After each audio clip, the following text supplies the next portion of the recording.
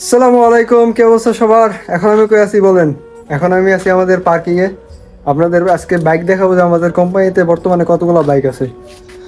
এই যে এক নজর দেখেন, ওই পাশে একটা লাইন আছে, এই পাশে একটা লাইন, এইদিকে একটা লাইন, সামনে একটা লাইন, ওই ভিতরে আছে দুই লাইন, এখানে একটা লাইন, আর বাইরে আর কিছু বাইক আছে।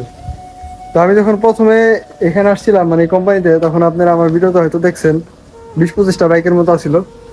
এখন এখানে মোটামুটি আপনার 150-র মতো বাইক আছে।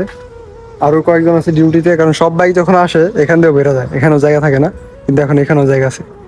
তো এই যে দেখেন, এই বাইকগুলো হইলে নতুন আইছে, নতুন লোকদের দিছে আপনার হিরো বাইক।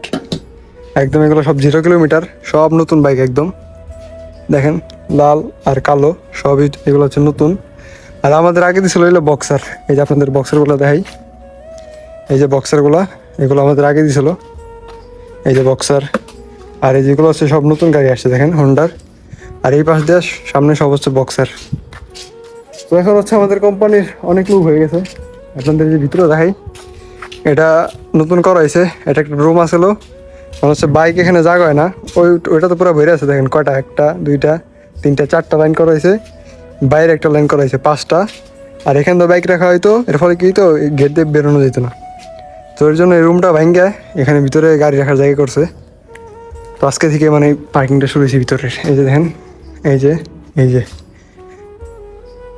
আগেটা রুম আছিল, এই পাশ দিয়ে যে রুম, এখানে সবাই থাকে। আর এখানে বাইক রাখার পার্কিং করাইছে। তাহলে এখন বুঝেন যে কত নতুন মানুষ আসা শুরু হয়েছে। আগে কিন্তু এত মানুষ আসছিল না। এখান থেকে মনে হয় বাইকগুলো ভালো দেখা যাব। দেখেন শুধু টু ইউ আর টু ইউ আর টু ইউ।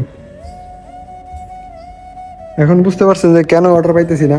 আগে মোটামুটি অর্ডার ভালোই মারা যেত, কিন্তু এখন আগের মতো এত অর্ডার পাওয়া যায় না। আর আরেকটা সমস্যা কি জানেন, সকালবেলা ঘুম থেকে উঠে এলে নিজের বাইক খুঁজে পাওয়া যায় না।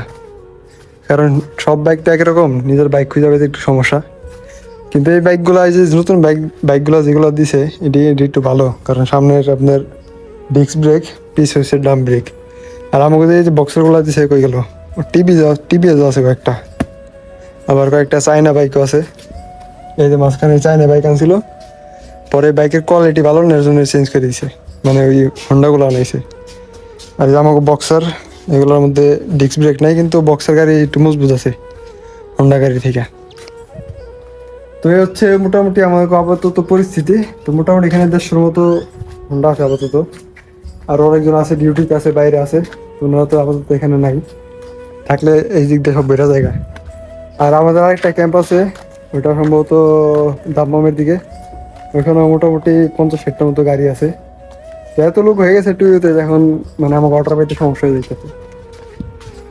তো এই ছিল আমাকে আপাতত পার্কিং এর পরিস্থিতি। মানে গাড়ি তো দেখাইলাম আপনাদের কি অবস্থা। আরো কিছু গাড়ি আসবো, আর নতুন পাকিস্তান থেকে লোক আসতেছে, মোটামুটি 50-60 জনের মতো আরো আসবো। তো আল্লাহ হাফেজ, টাটা। আর যখন নতুন গাড়ি আসবো তখন আবার আপনাদের দেখাম। আর হ্যাঁ, অবশ্যই যদি ফুড ডেলিভারি কাজ সম্পর্কে আপনাদের কোনো প্রশ্ন থাকে কমেন্ট বক্সে জানাইবেন, ইনশাল্লাহ অ্যান্সার দেওয়ার চেষ্টা করবো, বা ভিডিও বানায় আপনাদের জানানোর চেষ্টা করবো। আল্লাহ হাফেজ, টাটা।